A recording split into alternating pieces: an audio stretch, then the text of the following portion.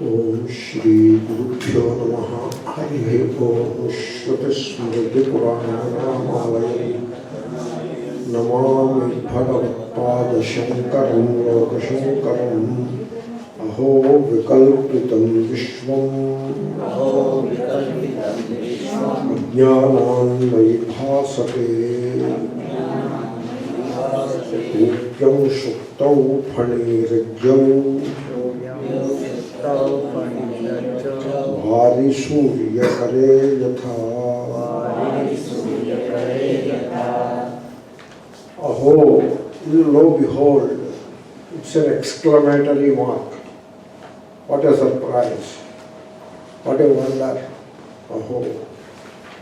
Vishwam Vikalpitam.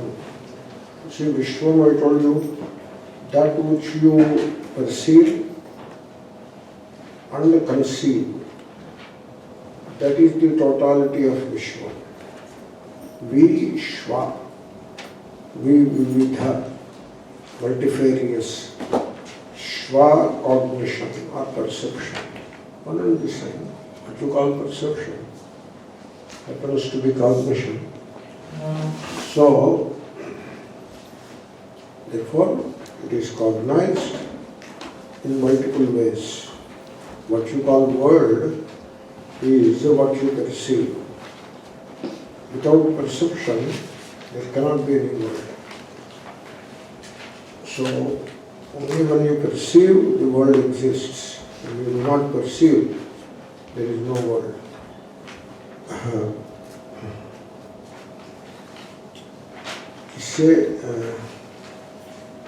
Isse percipi, isse ist percipi. That is the maxim of Bishop Berkeley in the Western philosophy. So he says that a thing exists only when it is known to a conscious being. This we have discussed already. Unless somebody sees it, someone sees it, someone knows it, it doesn't exist. Okay? That is the maxim. Isse ist percipi. To be means to be perceived. That is the maxim. That is the formula. I mean a sutra. Like Athado Brahma Jignasa, that kind of a sutra it is. In Latin or Greek, whatever language it is. Isse ist percipi. To be means to be perceived. Therefore, the Vishwam is the multifarious world, is what is perceived by us. Vishwam. That is the word Vishwam. Vi meaning vividham. Shva is perception. Shva is the verb, meaning cognition, cognize. The cognition again could be a perception or it could be an inference. Inference is like you see the smoke and infers fire, like that. So, both put together, you cognize. You cognize the smoke and then infer fire. So, fire is also cognized through inference. Smoke is cognized through eyesight. But that is what Vishwam is. So, in a sense, Vishwam is what I see, what I hear, what I touch, what I taste, and what I smell. Smell, understand it correctly, okay? Don't put it into something else. So what I smell means what I pick up the smell of. That is the meaning of it, okay? Not that I am smelling something, okay? So that is what Vishwam is. That's why the word is Vishwam is used. The word implies that it is something that is perceived by you. That is the meaning of the word Vishwam. That's why the Dakshinamurti Stotram starts with Vishwam. Vishwam, Datmanadrishyavaranagarituyam. It is something which is seen. Like you see a city as it is reflected in a mirror. So that is the Vishwam. That's why the world appears. You can say that the world appears.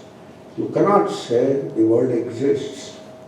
If you are careless in saying these statements, it is okay. You are careless, that's it. But if you are careful and if you are very precise, you can only say the world appears. You cannot say the world exists. The world doesn't say it exists. The world doesn't come and tell you, I am existing, I am the world, I am existing. It doesn't come and tell you. You say it exists without thinking. You can only say it appears. World appears. That's why in Vedanta we do not say Jagat Asti. We do not say that. We say Jagat Bhasate. It shines and it appears. That's what Ramana Maharshi used to say. The world is called Loka. Bhuloka, Bhuvarloka, Suvarloka. Bhuvasuvaha. 3 lokas. What is Loka? Loka lokyate iti loka. Loka is look, you know. Look loka. जिसको look होता है उसको लोक बोलते हैं. लोका. लोक्यते इति लोकः. The eye is called lochanam. Lochanam, you know. That ana is the pratyaya. It is the suffix. Ana. Vivor, ana, cow, that is the sutra. So ana, keep it aside. Now you are left with loch. Okay. O comes from u. O comes from u. Una. Luch. Chaf comes from ka. Chuho, kuhu, kuhosh, chuhu. They are interchanged. Therefore, the look becomes lochanam. So the world is that you look at. That's why it is called lokaha. And it is something which you perceive. That's why it is called Vishwam. Suppose you are in a hurry to conclude it is real, then we have to say, yeah, true, you have concluded the serpent is real. Right? So that kind of a thing it is. So he says, Phani Rajjau. If you break it, it comes as Phani Rajjau. Rajjau, in the rope or on the rope, you see a serpent. Why should you see a serpent on the rope? Why not see a garland? You can see a garland also, you know, a rope looks like a garland, could look like a garland. No, you never see a garland on the rope. You see serpent only, as we have seen, because people are essentially insecure and afraid. That's why they see only the serpent. Then, therefore, the world is what you see by mistake, by an error of judgment or understanding. What you see is the world. Vikalpitam. It is kalpitam. It is imagined. Vividham kalpitam. Vikalpitam. What a wonder. It is imagined in multiple ways. Vividham kalpitam.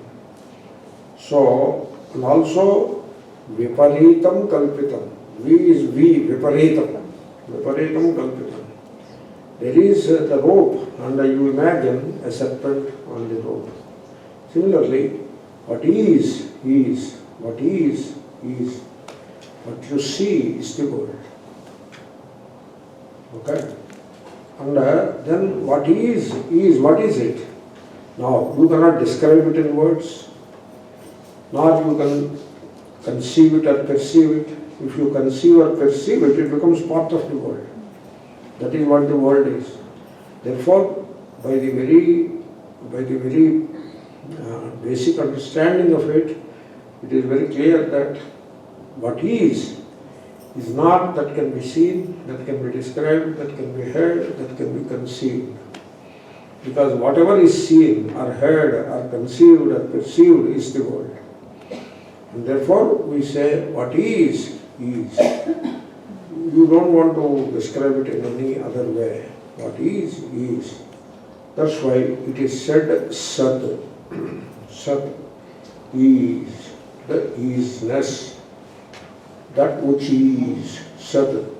Asti iti Sat, that which is. That is Brahma. You want to call it Brahma? You can, because that which is beyond space. It is spaceless. What you see is space-bound. It is very obvious. Like the East. If this is the East, then where will it end? It will not end. It will be going on and on and on. But when you look at it, it ends at the horizon. Right? That is how the eyes play a trick upon you, that they show you the sky endless, ending, and where it ends is called horizon. Where the sky comes and meets the earth, that is the end, there is nothing beyond. You can see that, the sky coming and meeting the earth. That is the horizon. So the eyes, they cannot see the infinite, obviously. Therefore they convert the infinite into the finite ball-like thing and show you the ball. That is what the eyes do, together with the mind. Therefore, it is an error of judgment that you see space-bound on a substratum which is spaceless. Okay? You see space-bound. You see bound in space.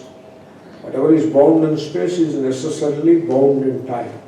That's why you can have a form for God only for the limited and provisional purpose of worship. No other purpose. You cannot make the form essential. If it becomes essential, means it is real, or the essential nature of God is this form, then the God is bound in time, in space, and therefore will be bound in time. Means it will vanish. That's why Rama, a form, vanished. Krishna, a form, vanished. Christ, a form, vanished. Buddha, Mahavira.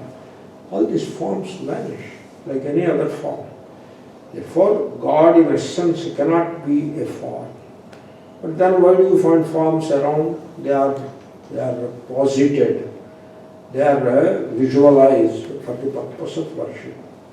So provisionally, for the purpose of worship, you visualize a form. That is called upasana. You are welcome to that. But if you insist that the form is real, you are wrong.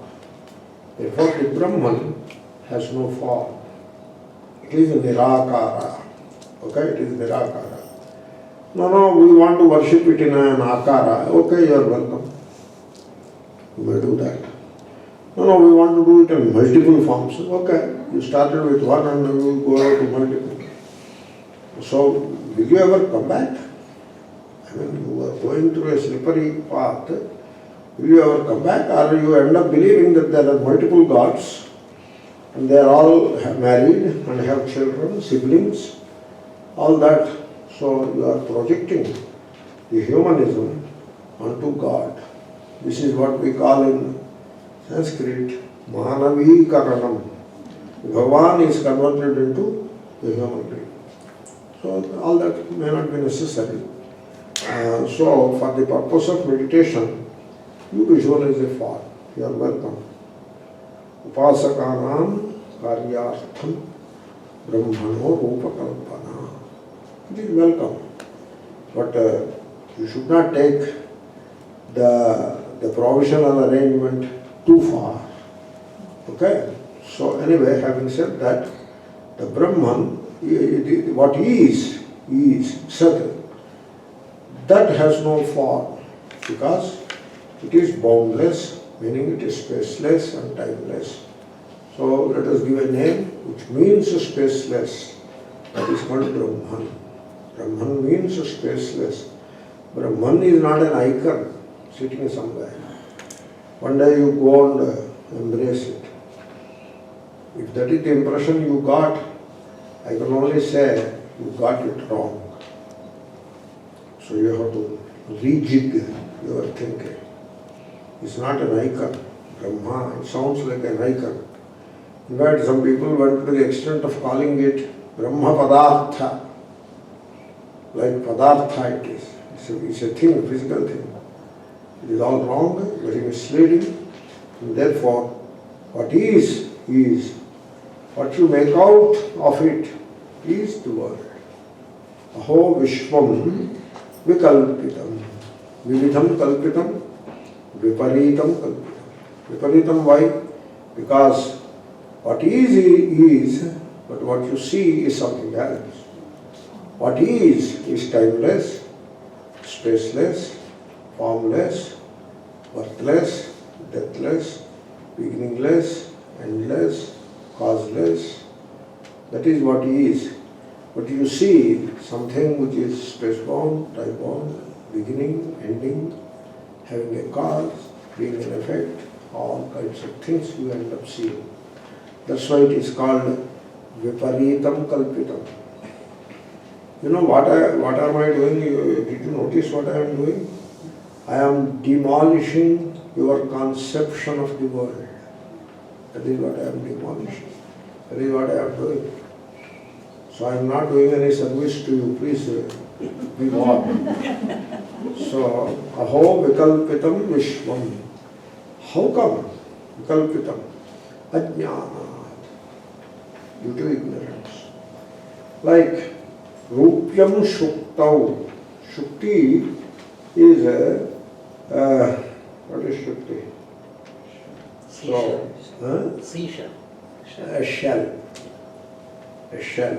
On the beach, you find a shell. These shells abound on the beaches. Even in the villages where there were ponds, some ponds used to be there. Nowadays all these ponds have dirty water, because stagnant water is dirty water, you know. And in the summer, in Indian summer, they become dry. Most of the water is gone. And then the entire bed is exposed, and you find a few shells. So these are the shells which are around.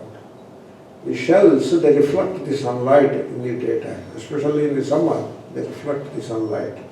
Sunlight is very powerful in summer, Indian summer, and reflected by the shell. You are looking at the shell, and now because of the reflection, the shell looks very brilliant white it appears. And so you end up believing that it is silver. You see, why this example is given? Because we are greedy. That's why we see that as silver. We see that as silver. There is greed in us. There is greed. It happens all the time. You see, it is Coca-Cola bottle, the glass bottle. I don't know whether it is still going around. And when it is opened, a white Duncan kind of thing, it comes out and it falls on the ground. In India we throw it. We don't bother to take it and put it into the waste basket and all that. Now things are changing a bit, so it is strewn around. These Duncans are everywhere. And it is one aluminium foil-like thing, it sticks to it, and it is a piece of cardboard it is, but it is perfect round. Its size is also that of 1 rupee coin. And on one side of it is the cardboard black color or brown color, but the other side is shining brilliantly because of the aluminium foil piece sticking to it. And when you see it, it looks like a rupee coin. And in those days, we never saw a rupee coin. We were satisfied with Anna, 1/16th of it, Shodasha Kala. So that is what we were satisfied with. We were looking at an Anna occasionally, never a rupee. But suddenly you see that. And every single time, everyone around, every single time, mistakes it for a rupee, picks it up, and again throws it. And he goes his way, Then in another half an hour somebody else comes, again mistakes it for a rupee, takes it and throws. This only shows that people are really greedy. That is what it is. That's why that example is given. So, Rupyam Sukta. Rupyam is a rupee. Rupee, rupaya. It came from Sanskrit Rupyam. Okay? So, Rupyam Shuktau, Phani Rajjau. So, one is the example of greed. Because of the greed, you see things which are not there. That is what the greed is. For example, people are greedy and therefore they see God in wealth. They worship wealth. It doesn't look nice if you worship wealth per se. Therefore, give the form of a god or goddess to wealth and worship. That is what people do. So, very unusual thing it is. In the context of Vedanta, elsewhere it's okay. But in Vedanta, we worship wealth is something a big contradiction. We are supposed to bhar wealth. Shankara said, Shriyam, Shrimapi, Kanthameva Utsayantaha, Kaupinavantah Khadu Bhagyavantaha. That is what he said. The people of the loincloth they are the real wealthy people. And those who consider wealth as something undesirable, as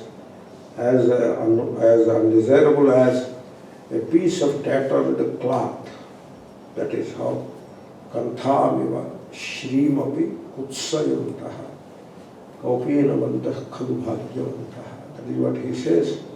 Elsewhere he says, Artham Anartham Bhavaya Nityam. You should not give a different meaning to it. What he says in Bhajagovinda Shloka, you give that meaning only. Don't take it somewhere else. Artham, that entire verse, and the verse as part of 12 verses. Bhajagovinda. 12 verses. Out of which this is one verse. And the entire context, and that particular verse context, will not permit you to take the meaning elsewhere. You cannot. There is nothing to interpret there. It is obvious. The wealth is the source of endless suffering and conflict in life. Understand this. Never forget this as a fact.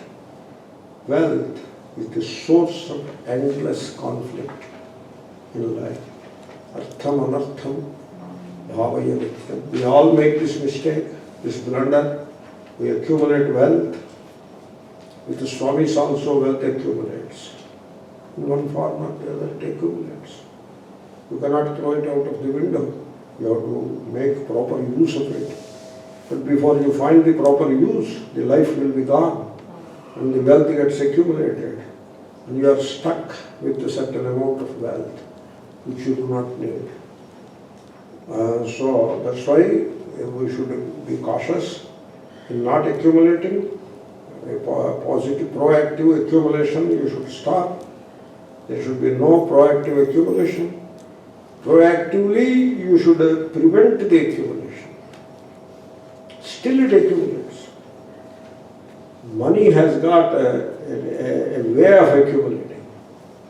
So therefore people should be cautious about it, because by accumulating wealth, you are doing a big disservice to yourself. It sounds a bit odd, but then the entire teaching is odd sounding only in any case, so we cannot help it. So, because people are greedy, they end up seeing the rupee coin or they see silver in a shell. They see, because of their fear and their insecurity, they see serpent in the rope. So, means the idea is they end up seeing things which are not there. They end up seeing things which are not there. You see, I asked when the 9/11 happened here long back, some 18 or 19 years back, or maybe 17 years back, the 9/11 happened. Then I was reading news 1 or 2 days later or 1 week later. Big reports are coming in New York Times about the consequences of that big event and all that. So in one essay he describes how a few $1 billion are lost, wealth is lost. How it is lost? A building is lost. The cost of the building could be $1 billion maybe, or maybe whatever cost it costs, that is lost, we understand. The real estate part is still there, you can use the land still. In India, the building they bring down and put a new building there, because that proves to be more economic, more profitable than allowing the old building to stay. Remove it, put a bigger building, because the land cost is more. When you purchase a house in India, suppose you purchase a house, the house cost, the actual building cost is 1/10. The land cost is 9/10. So the land is there, only nobody takes away the land, only the building is lost. I thought that is the loss of wealth, that is the loss. Then the things which are inside the building, they are costly things, so that is the loss what I think. But he says, no, $100 billion is lost, or even more is lost. How was it lost? Because the stock market dipped. $100 billion wealth is lost. People have become paupers. Then I tried to find out where was this wealth and where has it gone now. I tried to wade and investigate. Anyway, to make a long story short, it was virtual wealth, not real wealth. Like in physics, we used to study real image, virtual image. Real image in light. Real image means that which you can capture on a screen.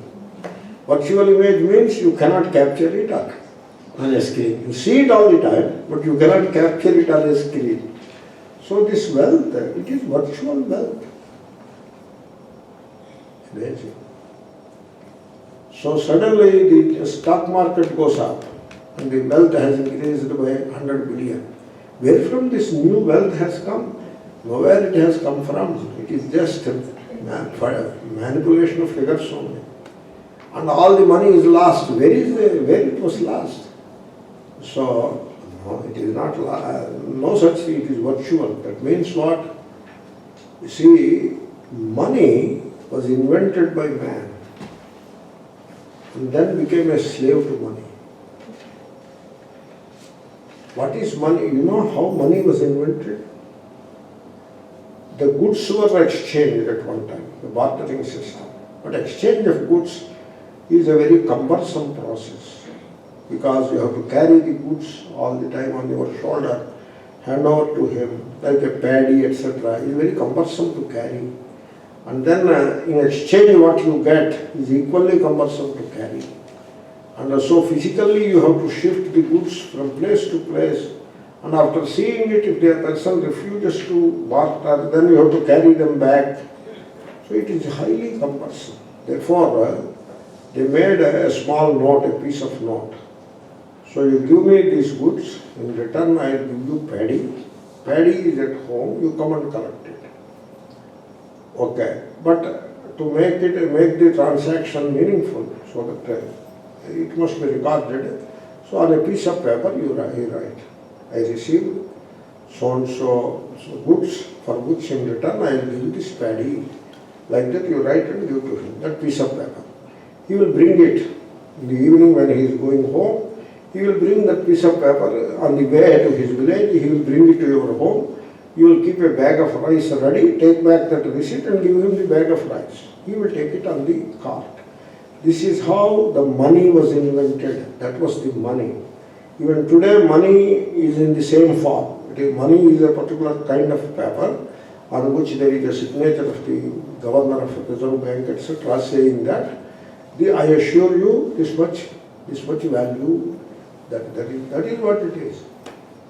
It is invented by man as a convenience of transactions. Now, where does it stand? What is its status? It dictates our lives. Nobody knows what is this money, how it is generated, how it is increasing, how it is decreasing. Nobody knows. The mechanism by which the virtual money operates is beyond anybody's comprehension. Nobody knows it. It has become so complex that we just subserve that complex money instead of trying to understand it. Because you simply cannot understand it. It is extremely complex.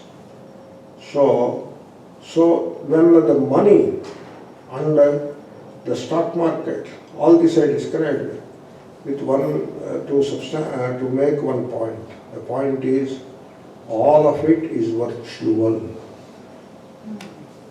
That is the point I am making. All of it is virtual.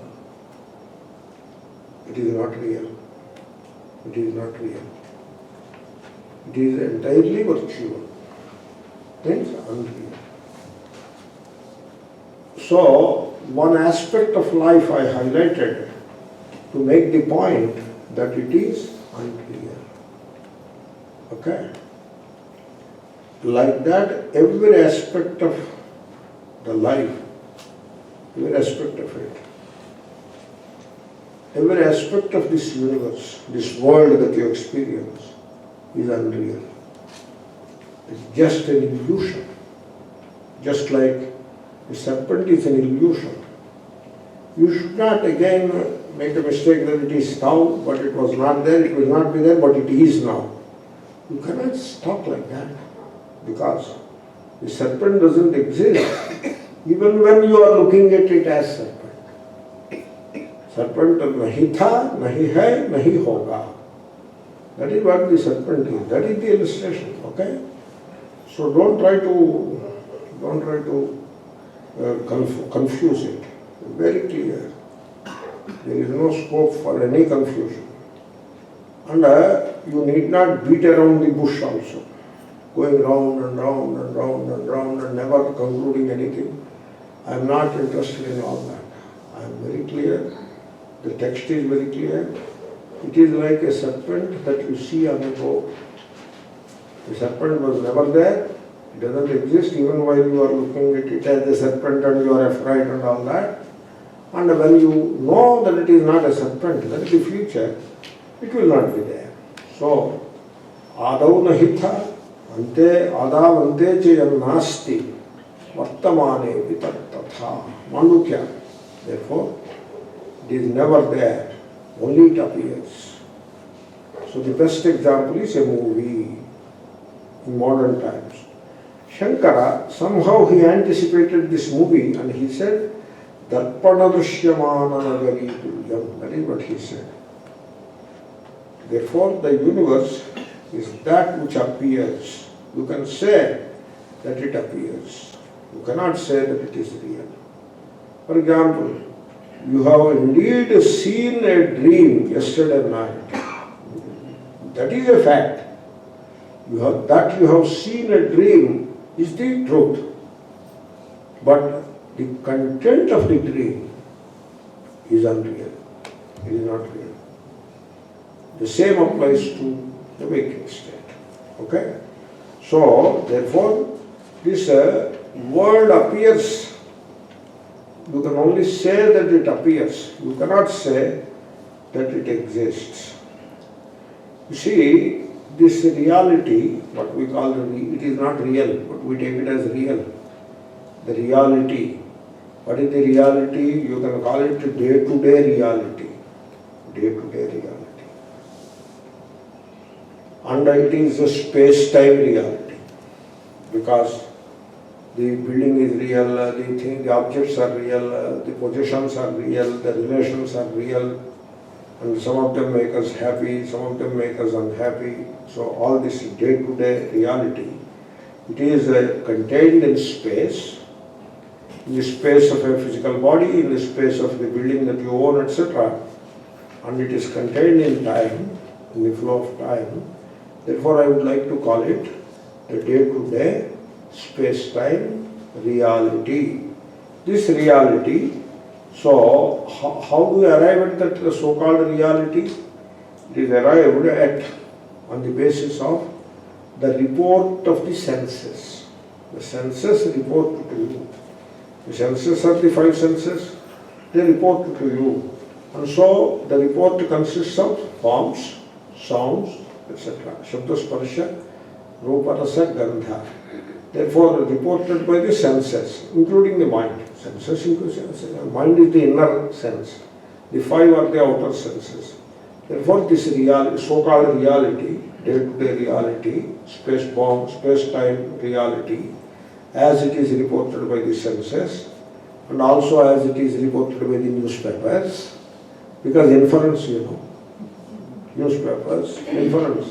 What you cannot get from the sense organs as their report, you get from newspapers, so that is all inferred.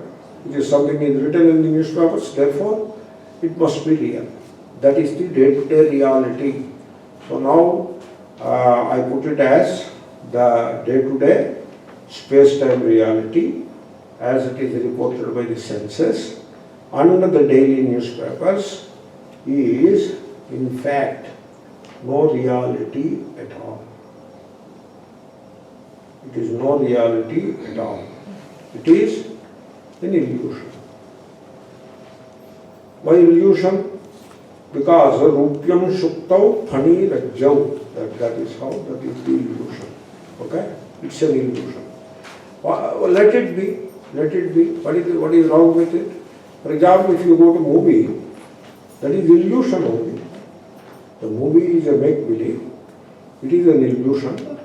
It is the space-time reality only. Within a given space and within a time, something is being projected and you see it with the sense organs and the audio, visual, mind is always there.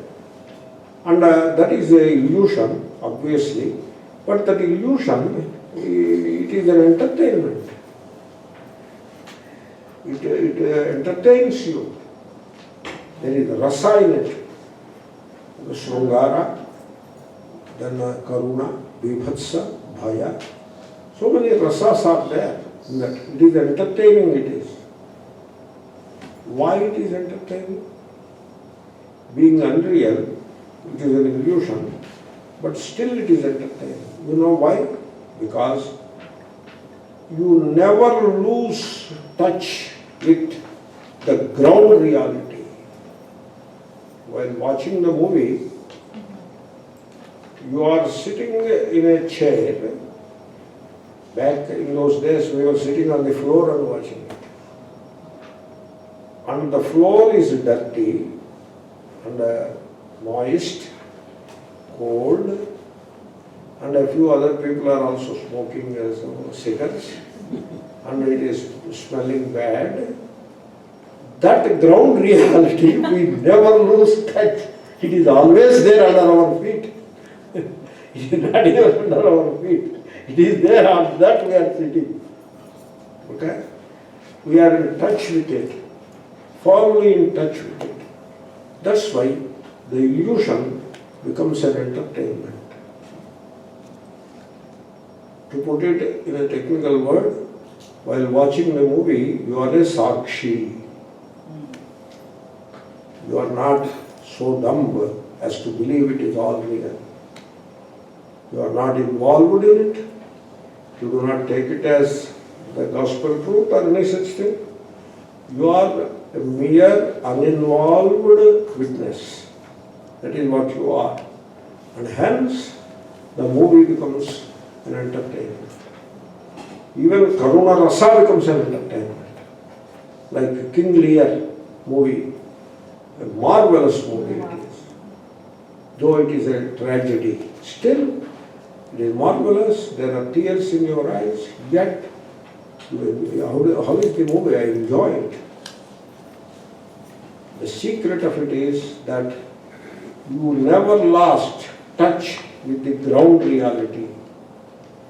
And you are only a witness to the illusion that is playing there. on the screen. That is the saving grace there. That is the savior. On the other hand, the illusion that we call the world is a deadly and cunning illusion. That is the only way to describe it. It is a deadly and cunning illusion. That is what the world is. So, now we talk of Karma Yoga, Jnana Yoga, Bhakti Yoga, etc. These are the popular ones, three of them. Popular. You find them in those words in Gita itself. But then there are a few other yogas. There is a thing called Samadhi Yoga, which was described in Gita. Gita itself, you find it in the 6th chapter. Then a few other yogas described by Mahatmas.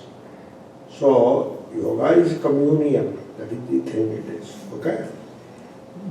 Whatever yoga you practice, for example, this is what you are doing now. You call it Shravana Yoga. You call it Moha. This is a sadhana, and which is in the form of listening to the Shastra. So, or meditation. Meditate Nididhyasana. So, all this is required. It is practiced only for one purpose. The purpose is to rid the consciousness of this illusory world. That is the purpose. That is the purpose.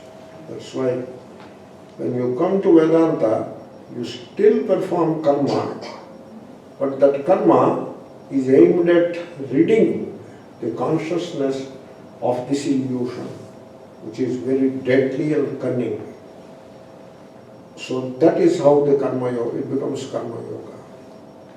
In this illusion, there are few attractive things, and you work for gaining them. Whereas in karma yoga, you continue to work, you continue to perform your duties, but you give up the desire thereof, the desire for the results thereof, because the results are what? They are part and parcel of this cunning and deadly illusion. You are not interested in that. Still, you do your duty. Therefore, karma becomes a means of realizing the truth. Therefore, karma yoga. Similarly, bhakti yoga. You practice devotion to rid the consciousness of desires and fears. For that reason, you practice devotion. And then you know the truth. Thereby, the karma and bhakti help you to know the truth, to realize the truth. The truth is, yourself is the truth. And everything else which appears is unreal. It's a illusion. And when you know the false as false, see, people have to understand some of these things. They are very critical. There is a thing called critical. Means you get it, you get everything. If you miss it, you miss all. Very critical. You see, you try this, you practice, you examine it in your own life. When you see the false as false, when you see the false as false, that is called realization. When you see the false as false, you become free of the false. There is freedom in it. Freedom. Freedom you should understand correctly. Freedom is not that you get up and do whatever you like. That you do anyway. You need not study Vedanta for that. Or I go and drive the car wherever I like. You have to study Vedanta for that. You do it anyway. That is not freedom which we are talking about. It is called independence. You should distinguish between independence and freedom. Independence is physical. You can go anywhere, you do whatever you like. You can roll on the floor if you wish. Nobody will stop you. Physical. And political. You can vote to any candidate you like. Or you need not vote, you may not vote also. Therefore, that is a political independence, which are important, I suppose. For example, in this country, all of us, all of you rather, have that political independence. That makes your life so easy and you live a free life. That is called freedom. But that is not the freedom which we are talking about. Here the freedom is the freedom from sorrow and fear. Shoka, bhaya. Sorrow doesn't mean some immediate topical problem that you are facing, not like that. Whole life is lived in a sense of unfulfillment and unsatisfactoriness. That is the sorrow. And the whole life is lived with a sense of insecurity. That is the fear. And so you desperately need freedom from that. That freedom you get by realizing that by seeing the false as the false. Most important thing, seeing the false as false. You see what happens, we say we study Vedanta, you start an effort, a simple effort or an elaborate effort. And that effort takes multiple routes. It goes into multiple channels. Nowhere there is emphasis on seeing the false as false. That emphasis is not there. That's why you will be studying Vedanta for decades. As long as one lives, nothing comes out of it.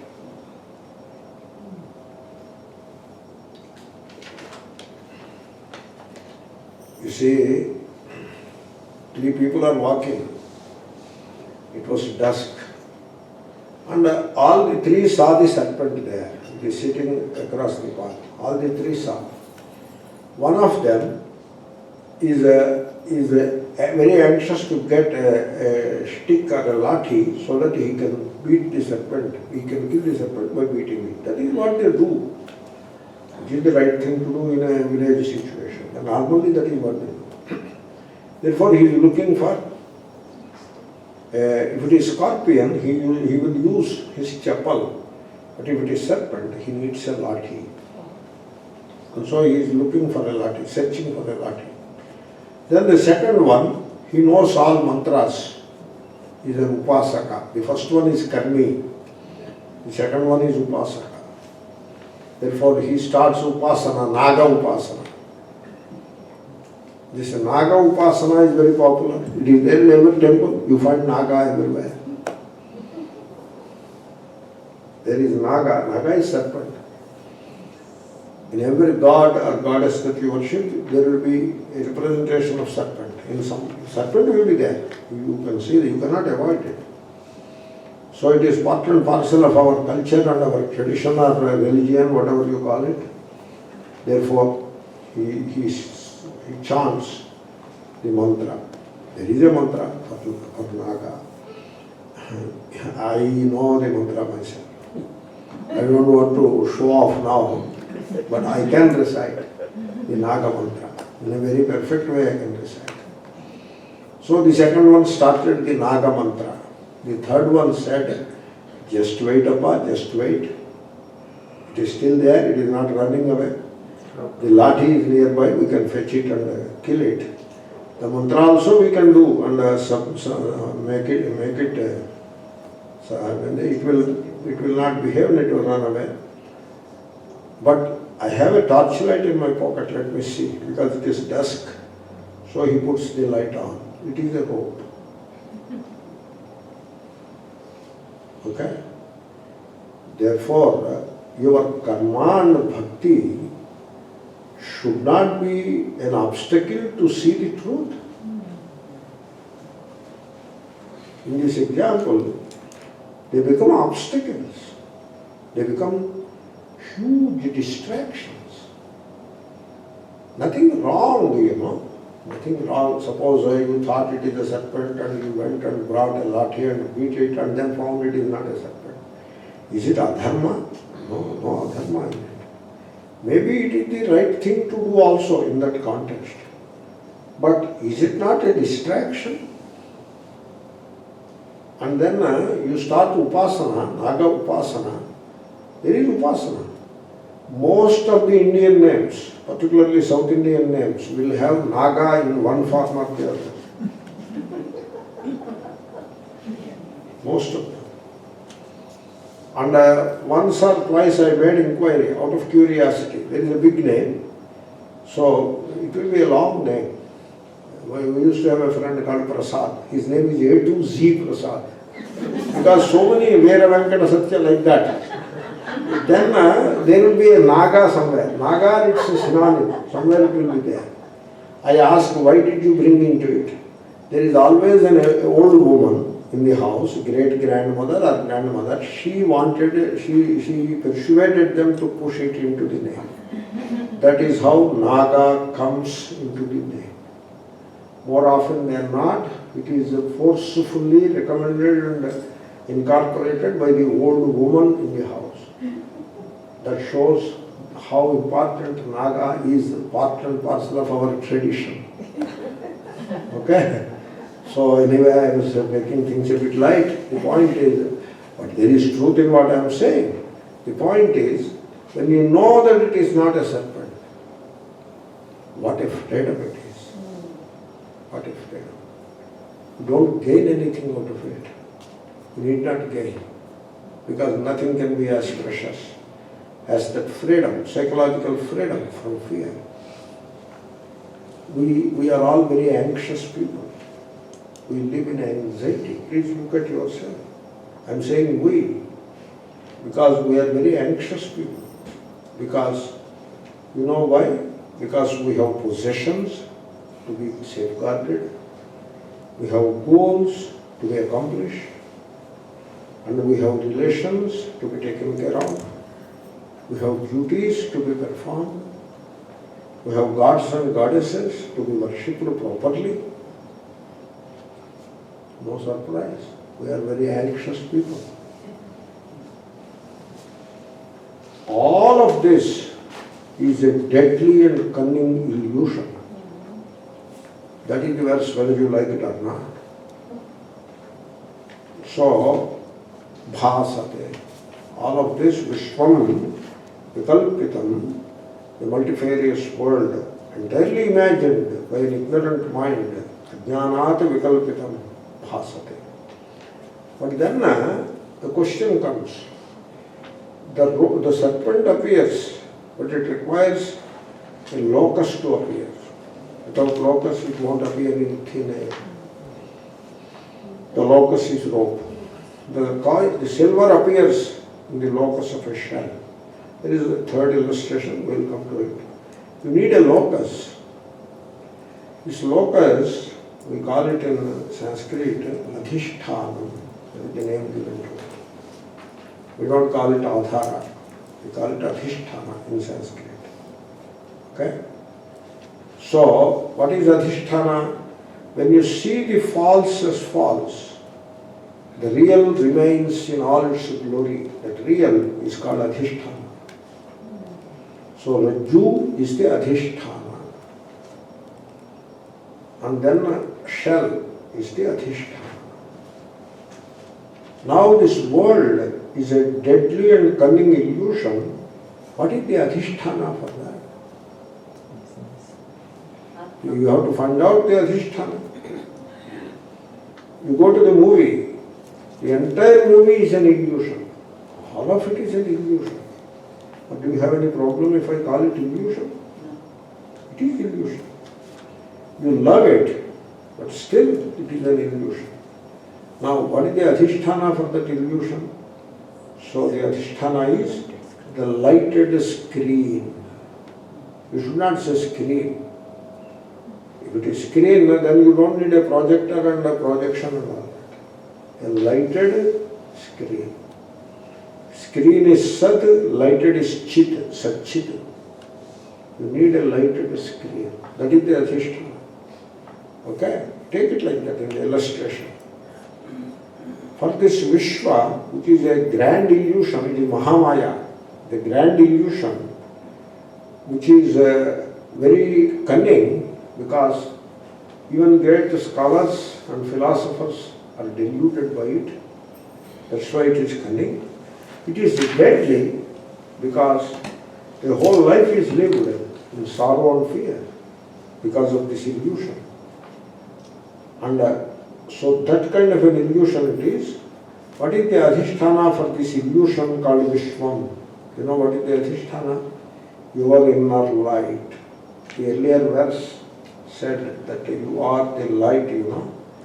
You are the light of awareness. There is a light inside you. That light is the adhisthana. So you can compare with the movie. The projector throws a beam of light, and this light is intercepted by a film, and on the screen you find the illusion called the movie. Similarly, the inner light, it is reflected in the mind, therefore mind is the film, and include the sense organs and all that. The space-time canvas is the screen.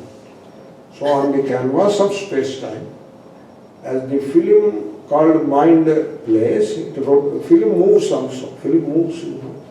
Similarly, the mind also moves, and thereby this illusion called the world, it appears on the canvas of space-time. Means, canvas of space-time means the idea is like this. Suppose a helicopter is flying in the movie. However fast the helicopter may fly, it cannot go out of the screen. It remains within the screen. Even aeroplanes also remain within the screen. They cannot go out of the screen. Similarly, whatever Vishwam you are talking about, it is contained within the space and time boundaries. It is time bound and space bound. Therefore, space-time serves as the canvas. That is the description given by Einstein. Same space-time canvas. It is not my expression, it is Einstein's expression. And therefore, that is what the world is. It is entirely unreal. It is an illusion. Now,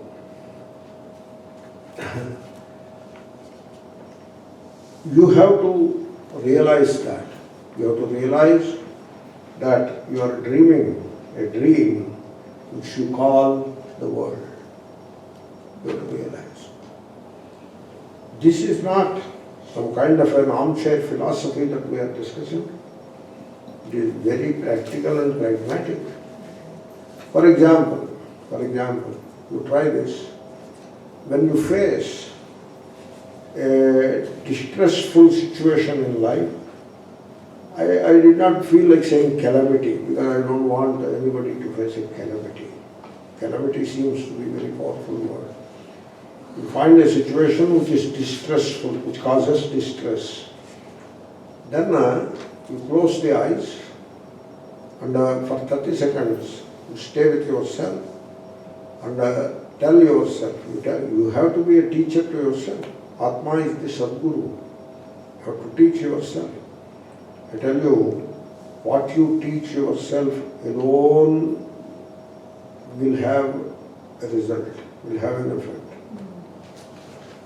When you are waiting to be told to, whatever amount of teaching be done, it will go above the head. You will form some ideas and move out. Some ideation is all what happens.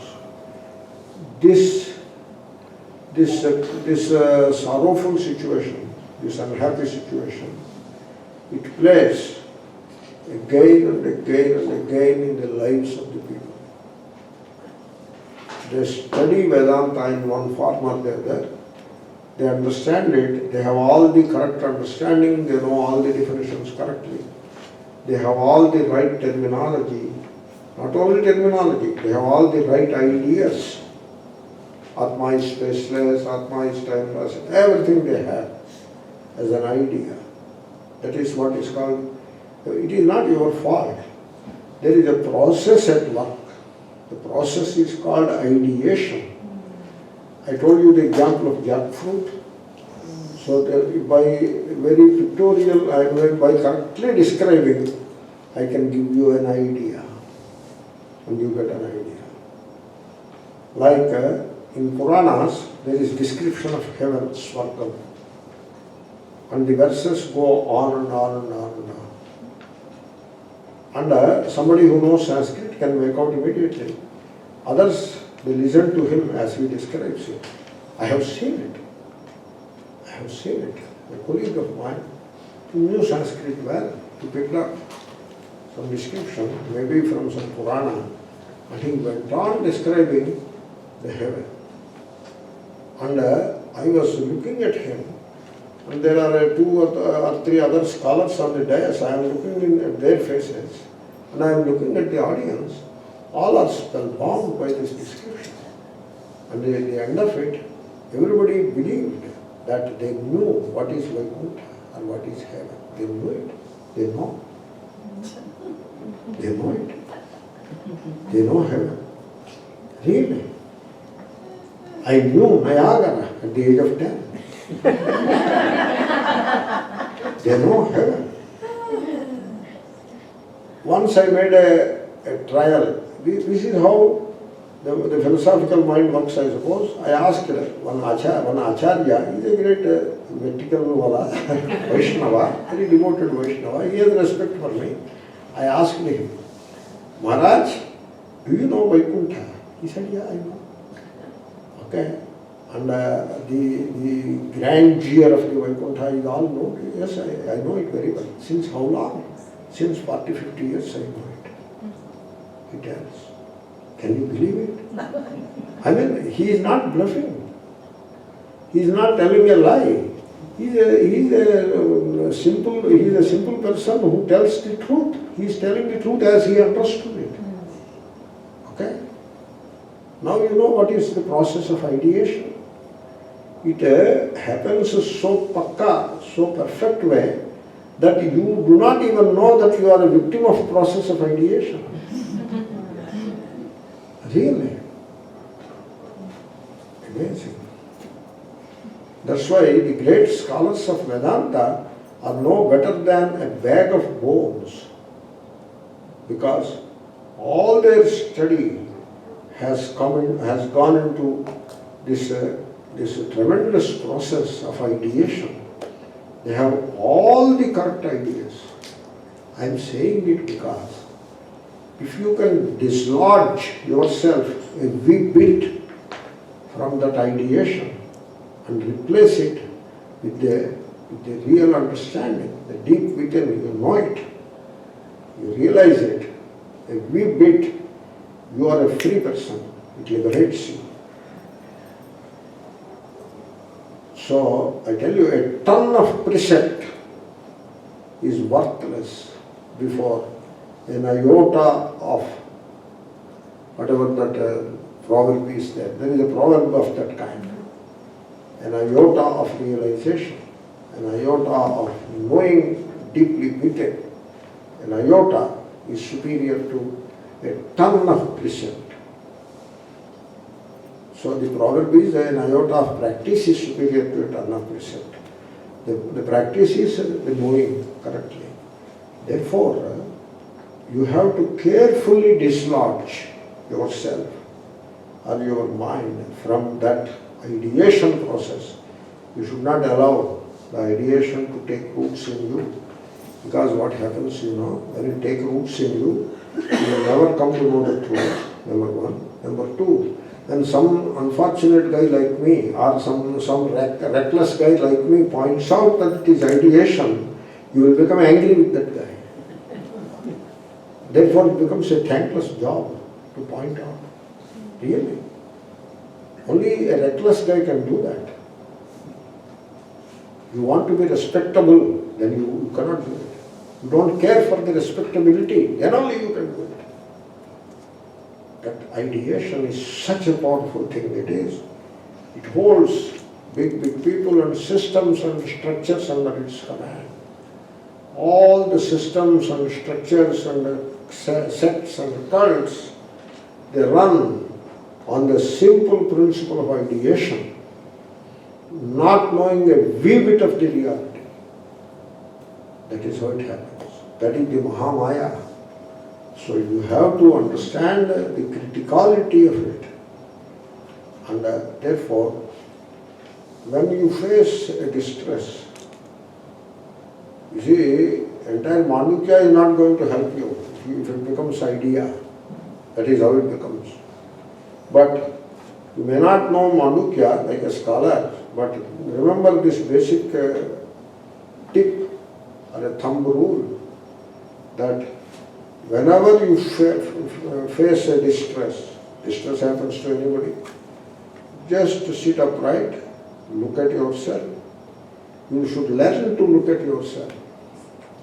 First of all, I am digressing and making a point. We are always looking at the other, outside. We never look at ourselves. This is a topic by itself. I will discuss it sometime these days, one of these days. So you look at outside, you look at the things, or people whom you love or whom you hate, or you look at the gods and goddesses, the forms, the idols, the decorations. Oh, today God has very beautiful decoration. Decor. You see the enormity of that ideation. Today God has a beautiful decor. What do you mean by that? What a thing it is. I don't know how to describe it. Oh, I have given an ornament to God. You see that? You gave an ornament to God, golden ornament to God. See that? That arrogance. It is called the rich man's God. And it is also said rich man's God is no God at all. It is rich man's arrogance which appears as God. This is a crazy world, you believe me.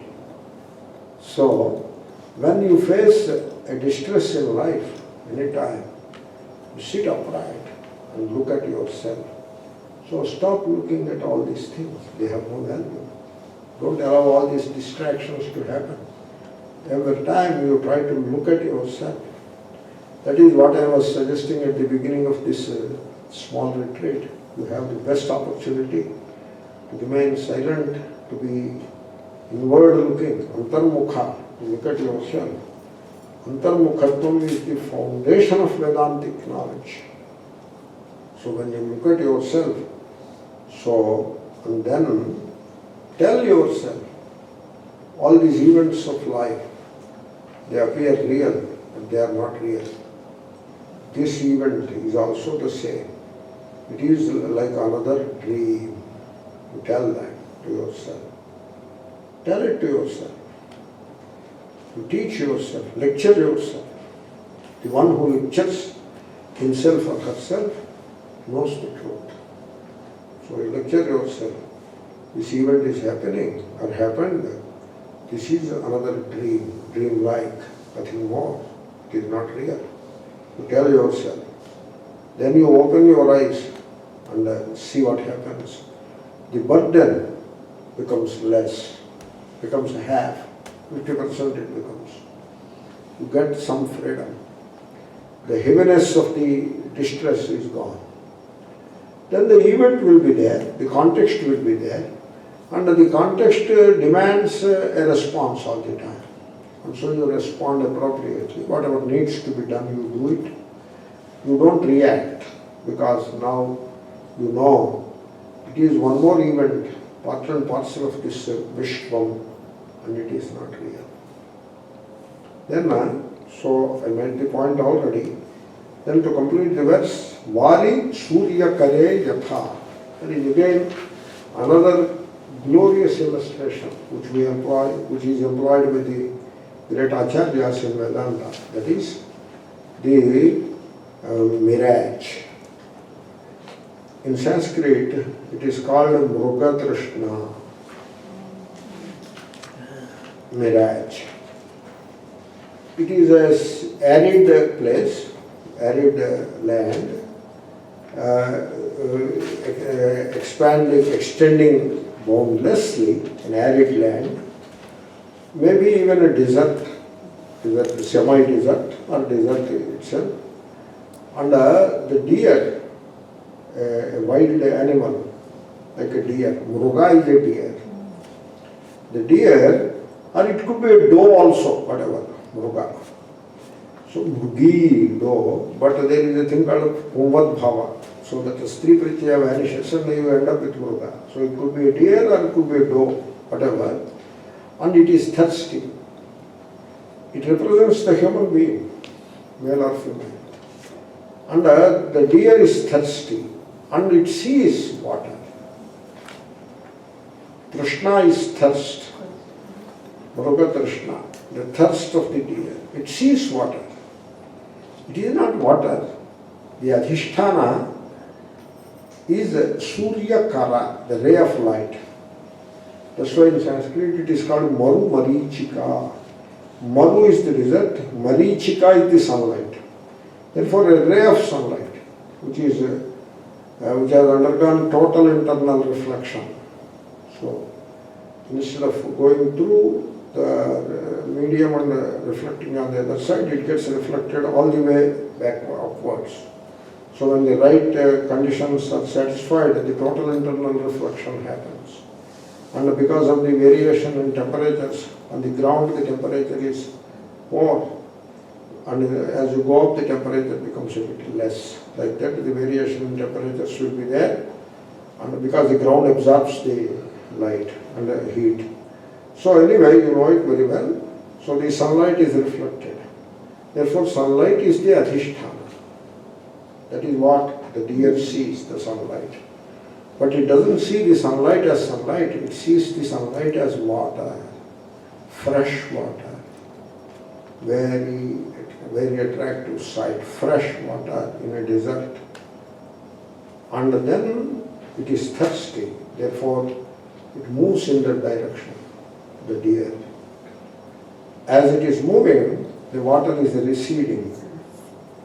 Still it is there, as ever attractive. The waves also you can see. And it is receding. A big lake of water receding. The deer becomes anxious because its thirst increases. So it increases speed. Then the lake further recedes, speedily recedes. Then the deer is now getting tired and it reduces speed. Then fortunately the lake doesn't recede that fast. And the deer stops, the lake also stops. That gives some more vigor to the deer. Oh, it is stable now, I can go and get the water. And it makes one more effort. Finally, the deer falls dead. To tell you frankly, I did not find a better example than this to fit into human existence perfectly. Perfect means perfect, 100% perfect. Human beings, we all are like that deer, the dumb deer, ignorant deer, thirsty. So we are very thirsty people, we are very greedy people. We go after wealth and pleasures, and then we make gods and goddesses accomplices to our greed and our thirst. So somehow this has come into the minds of people that there are, just like we are here, there is another plane above, a vertical plane, vertical model. Can you believe it in modern times? We talk of a vertical model. There is a vertical model is all silly it is. You can only think of ellipsoid, not a vertical model. So we still believe a vertical model where we are standing here, we are all here, and the gods and goddesses and their siblings are there. And you propitiate them, they will fulfill your desires and take care of your fears. And they reorganize the Vishwam, this cunning illusion, they organize it in your favor. Can you believe it? Can there be a worse deception than this? gods and goddesses you worship can favor you by giving some sense to you. Buddhi deke, they will bless us. Not the things that we seek. What is the buddhi? Suppose God favors that deer. It gives the buddhi to the deer. The deer comes to know, oh, this is illusion. It is saved. Now, where will get water, that is a different matter. Only illustration is to that extent. That is buddhi. Devata gives buddhi. Devata doesn't drop money and other things into your lap. Devata gives buddhi. That is the only service the Devata will do to you. Buddhi deta hai. There is a verse like that. I used to say, the Devata doesn't come and clean your house and put some thing there and go away. No, it doesn't do that. The Devata gives you correct understanding. That is all the Devata gives you. So, we have to know that all these things that you are chasing in life, you have to ask a question to yourself. Am I chasing something? You have to ask a question. I ask myself quite often. I ask, am I chasing something? If the answer is, then stop chasing.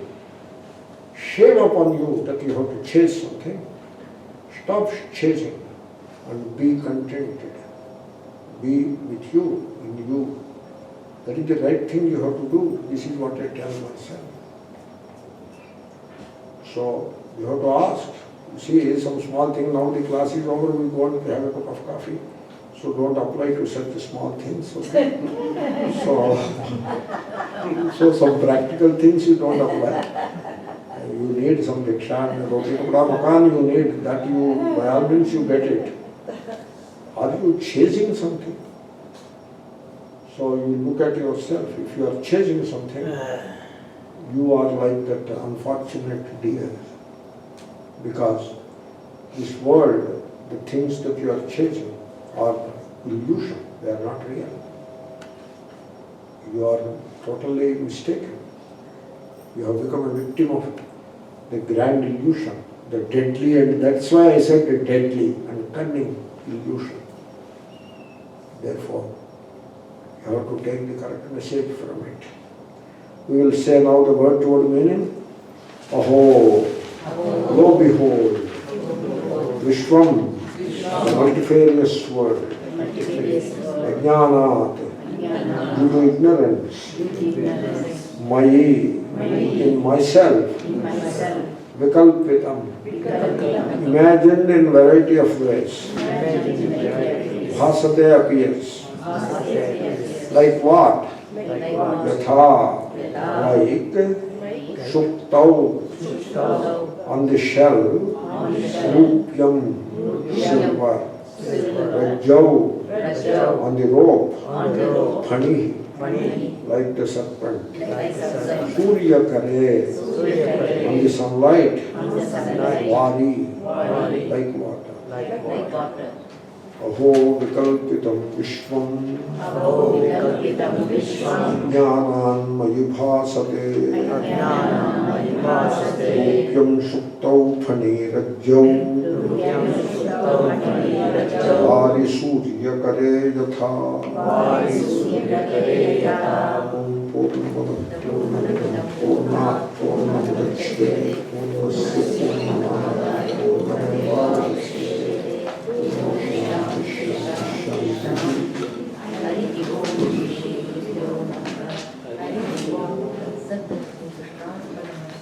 For tomorrow, but tonight we will have satsang at 7:30. Please write question.